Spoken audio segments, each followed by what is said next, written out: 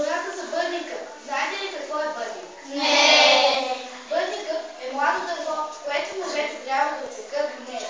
Дървото трябва да е дъб, защото дъбът е едно от най-твърдите дървета и поддържа огъня жив през цялата нощ.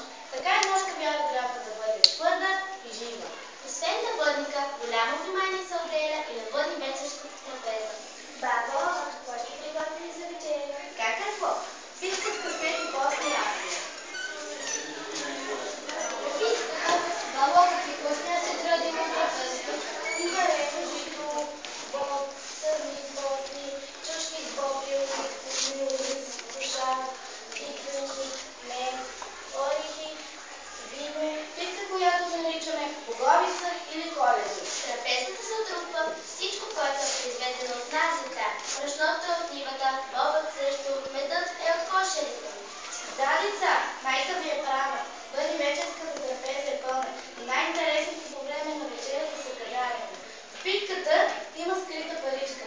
Този, който получи парчето с паричката, ще бъде късметлия през цялата година. Хубаво си говорим, но вечеря се наближава. Скоро ще пристигне бъдника. Хайде да слагаме трапезата. Помагайте, деца, защото рано трябва да започне бъдни-вечерската трапеза, да житата рано да озреят.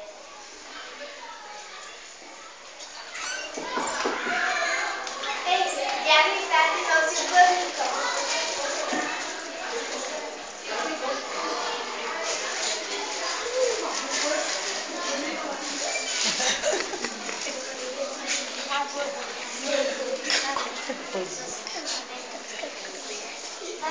Колкото изпици в огъня, толкова строго говоря.